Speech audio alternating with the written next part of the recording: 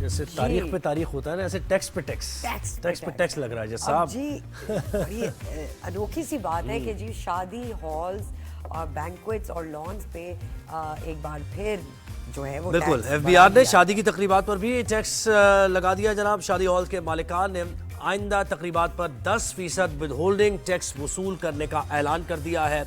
FBR हुकाम और शादी हॉल्स के मालिकान की तंजीम के वक्त की मुलाकात हुई और इस दौरान शादी और दीगर तकरीबात पर 10% विदहोल्डिंग टैक्स वसूल करने पर शादी हॉल के मालिकान और एफबीआर में मामला तय पा गए हैं। ये मामला इनमें तो तय पा गए हैं, लेकिन जो बेचारे कंज्यूमर हैं, जो आते हैं शादी हॉल्स बुक कराते हैं, शादियां होती हैं, उनके मामला बड़े खराब हो गए हैं, बिगड़ गए। सदर शादी हॉल एसोसिएशन ने यह कहा है इस पर कि आइंदा शादी हॉल में तकरीब करने वाले हर शख्स से 10% विदहोल्डिंग टैक्स लिया जाएगा। विदहोल्डिंग टैक्स वसूल करने का फैसला एफबीआर हुकाम की हिदायत के तहत किया गया है और इस रकम का शादी हॉल के किराए से कोई ताल्लुक नहीं है। क्या बात है। हमारे पास गेस्ट भी मौजूद है, लेकिन 10% आप समझ रही है ना, 10% लाखों रुपए का 10% क्या होगा। क्या होगा। तो एक पैकेज है, जरा पैकेज देखिए, उसके बाद गेस्ट भी हमारे साथ होंगे।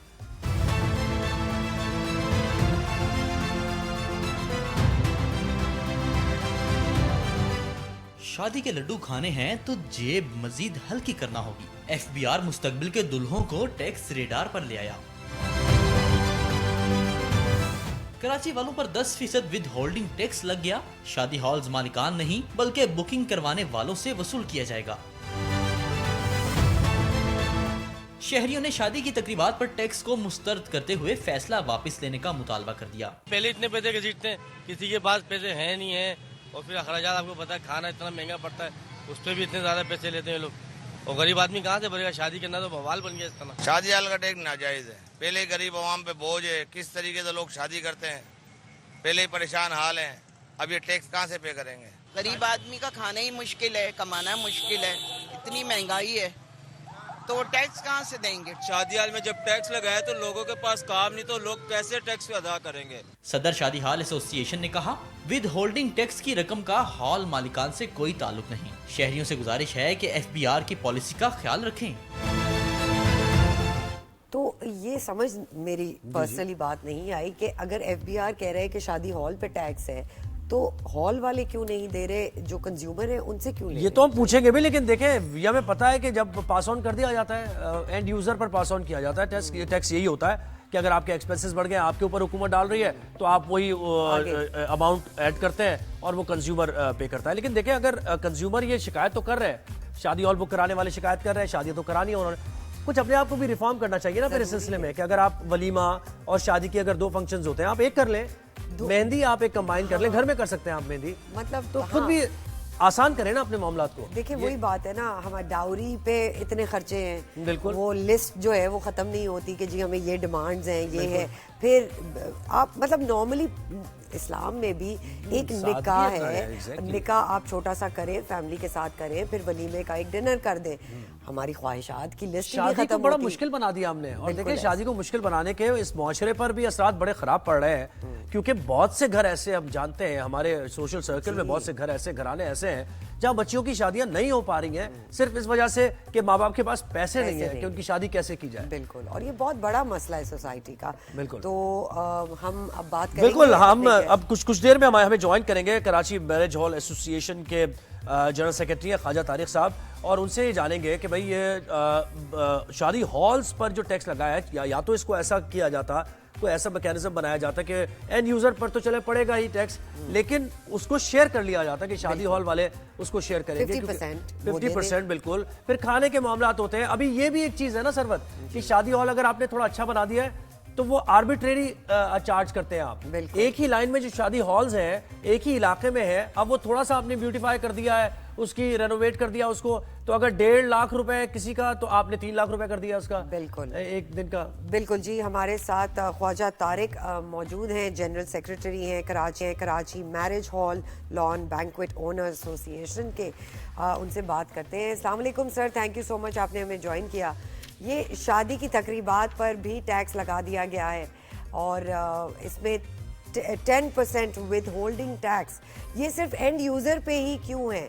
जो आप लोग जो हॉल वाले हैं वो 50-50 डिवाइड नहीं कर सकते थे ताकि जो कंज्यूमर है उस पे 100% ये प्रॉब्लम ना फेस करें? वो क्या कहेंगे आप? जी वालेकुम सलाम, thank you so much for taking us on the line. लेकिन सर ऐसा है कि ये जो विदहोल्डिंग टैक्स है ये जो बाय डेफिनेशन है ये कंज्यूमर का होता है, और ये बिल्कुल इस तरह से है जिस तरह से आप गाड़ी बुक कराते हैं, आप अपना PTCL का बिल देते हैं, आप जो है अपना मोबाइल फोन का बिल जो है देते हैं, आप इंटरनेट की जो सर्विस देते हैं उसके ऊपर देते हैं। तो आपने कभी इन प्रोवाइडर से कहा है कि शोरूम वाले से कि आप इसको 50-50 शेयर कर लें, या के इलेक्ट्रिक वाले इसको 50-50 शेयर कर लें? वो क्यों नहीं होता कि जो लोग टैक्स देते हैं ये उनके जो इनकम टैक्स रिटर्न है at the end of the year जो फाइल करते हैं उसके अंदर ये जो टैक्स ये एडवांस में पे करते हैं उसको इनको at the end of the year उसका एडजस्टमेंट मिल जाता है। एडजस्ट होता है, बिल्कुल। और मैरिज हॉल वाले अगर ये टैक्स पे करें तो उनको किसी किस्म का एडजस्टमेंट नहीं मिलता क्योंकि ये उनकी टैक्स लायबिलिटी नहीं है। अच्छा, आप इस बात को कैसे यकीनी बनाएंगे कि विदहोल्डिंग टैक्स जो आवाम से आप लेंगे ये हुकूमत के खजाने में जाएगा? क्योंकि आपको भी मालूम है, हमें भी मालूम है कि बचने के रास्ते, टैक्स इवेट करने के रास्ते बहुत ज़्यादा हैं। बहुत सी चीज़ें ऐसी पकड़ी भी गई हैं, फास्ट फूड चेन हमने बहुत सी देखी हैं जो टैक्स बचाती हैं। तो क्या ये कैसे मेक श्योर करेंगे आप?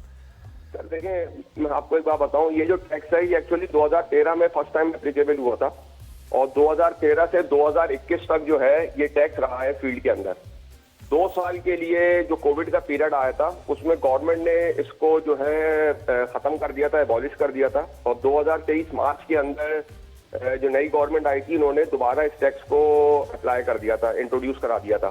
प्रॉब्लम ये है कि पिछले कोई 8-9 सालों से हम पार्टी से नहीं ले रहे थे, और हम बाकायदा इस पे गवर्नमेंट को अपना एहतजाज भी रिकॉर्ड करा रहे थे। हमने कई तरह के उनको मसले भी बताए कि देखें ये कोई लग्जरी नहीं है, शादी ब्याह की जो तकरीबात हैं ये हमारे यहाँ मजहबी एक फरीजा लोग सरंजाम देते हैं। ये अगर कोई लग्जरी हो, अवॉइडेबल एक्सपेंस हो, फिर तो आप कहें कि जी आप एक एक्सपेंस कर रहे हैं तो गवर्नमेंट को भी टैक्स दें, ये लग्जरी में आता है। लेकिन कई रिप्रेजेंटेशन करने के बावजूद अपने पार्टी से नहीं लिया। At the end of the year होता क्या था देखें, इसके अंदर एक होती है विदहोल्डिंग मॉनिटरिंग हर साल। आप अगर टैक्स पार्टी से नहीं लेते तो करते क्या थे, ये नोटिस करते थे, इन्होंने हमारे अकाउंट सीज किए, इन्होंने जबरी तौर पे हमारे अकाउंट से पैसे निकाले, और हमको जो हम इनकम टैक्स में अपना रिटर्न फाइल करते थे उसके ऊपर फिर ये जो है हमसे 10% अब हमारी जो इनकम डिक्लेयर होती थी उसके ऊपर पैसे लेते थे। तो हमारे ऊपर एक एडिशनल बर्डन था। हम मतलब 8-9 साल भर भर के हम अब तंग आ गए। जिस तरह महंगाई बढ़ी है ये खाली आम यूजर पे नहीं बढ़ी, हम भी आम लोग हैं, हम कारोबार तो कर रहे हैं लेकिन एट दी मतलब दूसरी साइड पे हम भी उसी तरह से सफर कर रहे हैं जिस तरह से एक आम आवाम कर रही है। हमारी ये बस हो गई थी। हमने कहा अगर गवर्नमेंट को अपनी पब्लिक का ख्याल नहीं है और वो आवाम पे मजीद टैक्स ठोकना चाहते हैं तो but let them do it. हम तब तक अपनी जेब से भरते रहेंगे। हम आवाम से पैसे लेंगे, गवर्नमेंट को जमा करा देंगे। राइट। ख्वाजा तारिक साहब, जब हुकूमत की तरफ से ये वो आया कि 10% टैक्स देना पड़ेगा, तो आपने उनसे कोई मुतालबा नहीं किया कि इस टैक्स के नंबर को थोड़ा कम कर दिया जाए, इस परसेंटेज को कम कर दिया जाए? सरवर, अनफॉर्चुनेटली हम जिस मुल्क में रहते हैं, हमारा बहुत अच्छा मुल्क है, मैं कुछ कहूंगा तो नहीं, लेकिन हमारे यहाँ जो फैसला साजी करने वाले लोग हैं वहाँ अनफॉर्चुनेट बहुत मसले हैं। देखें, ये जो विदहोल्डिंग टैक्स है ना, ये इनडायरेक्ट टैक्सेशन में आता है जी। ये कहीं पर भी इनडायरेक्ट टैक्सेशन अच्छी नहीं समझी जाती, लेकिन हमारे यहाँ मजबूरी ये है कि हमारे यहाँ जो टैक्स कलेक्शन होती है उसका 60% जो है ये थ्रू विदहोल्डिंग कलेक्ट होता है। अनफॉर्चुनेट है हमारे मुल्क के अंदर। बात यह है हर जगह पे विदहोल्डिंग बहुत कम परसेंटेज रखी जाती है, या अगर उसको बढ़ाया भी जाता है तो उसको ग्रेजुअली कम कर दिया जाता है ताकि लोगों के ऊपर एडवांस टैक्स का एडिशनल बर्डन ना पड़े। लेकिन मैंने आपको कहा ना, हम तो इस्लामाबाद में कई रिप्रेजेंटेशन कर चुके, कई दफा मसले मसाइल बता चुके, और आपका बिजनेस भी यकीनन इससे मुतासिर होगा क्योंकि एंड यूजर पर जब टैक्स पड़ेगा तो उनके अंदर तो वो कुव्वत ही नहीं बचेगी ना कि वो फिर आप हॉल्स बुक कराएं। तो ये क्या एस्टिमेट लगाया आपने इसका? किस चीज का एस्टिमेट? यानी आपका बिजनेस भी ऑब्वियसली मुतासिर होगा ना, एंड यूजर जब अफोर्ड ही नहीं कर सकेगा एक स्टेज पर आके शादी हॉल्स, तो फिर वो कोई अल्टरनेट पर जाएगा। तो आपका एस्टिमेट है कि कितना मुतासिर हो सकता है इस विद होल्डिंग टैक्स से आपका हमने- बिजनेस? अभी तो हम जिस तरह बुरी तरह मुतासर हो रहे थे, तो हमने तो बेसिकली अब बहुत मजबूरी में आकर के, क्योंकि देखें ये हमने कोई खुशी से नहीं किया है। मैंने आपको बताया ना कि रेट्स भी हमारे ऊपर हो रहे हैं, अकाउंट भी हमारे सीज हो रहे हैं। अच्छा, एक सवाल लोगों के जानने के लिए एक सवाल और बताइए, एक सवाल और बताइए, ये जो हम सखी हसन से लेके ये सारी जो शादी हॉल्स की पट्टी है या गुलशन की बात हम कर लें, चले एक स्पेसिमेन ले लेते हैं, सखी हसन वाली पट्टी की बात करते हैं। एक नॉर्मल शादी हॉल है, उसके अगर बुक कराना चाह रहे हैं आप तो कितने की, अगर एक शादी का फंक्शन बुक कराना चाह रहे हैं आप, खाना हटा दें आप, कितने में हॉल बुक होता है? Tentative idea.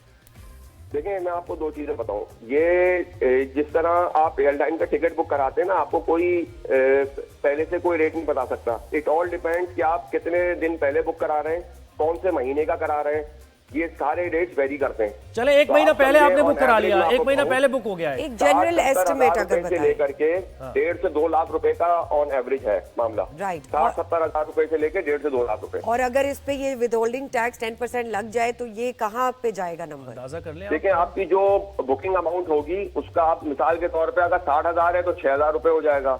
अगर आपने लाख रुपए का फंक्शन बुक कराया है तो आपके ऊपर जो है वो 10,000 हो जाएगा। इस तरह से सही है काफी जी। ज्यादा है, बहुत ज्यादा पैसे हैं ये। लेकिन इसमें फायदा ये है कि जो टैक्स फाइलर्स हैं वो अपने at the end of the year जब अपना रिटर्न फाइल करेंगे तो ये जो टैक्स वो भरेंगे वो इनको अपने टैक्स लाइबिलिटी में एडजस्टमेंट मिल जाएगा। ये बिल्कुल इस तरह से है जिस तरह आप अपने के इलेक्ट्रिक के बिल में विदहोल्डिंग टैक्स देते हैं, जब आप साल के एंड में रिटर्न फाइल करते हैं ठीक तो है। आपको उसकी टैक्स एग्जेम्पशन मिल जाती है। ख्वाजा तारिक ये बताइए कि एक क्या कहेंगे उसको, एस्टिमेट क्या लगे? estimate क्योंकि क्या देखिए लगाएंगे? रोजाना की बुनियाद पे हॉल्स बुक होते हैं, हम देखते हैं शादियां हो रही होती है, तो हुकूमत क्या यानी कितना टैक्स इससे कलेक्ट कर कलेक्ट पाएगी कर हुकूमत? पाएगी, बिल्कुल। सर ये तो गवर्नमेंट को पता होगा, we have no idea. The point is के ये जो शादियां हैं ये सीजन कोविड के बाद से बहुत बुरी तरह मुतासर हुआ है।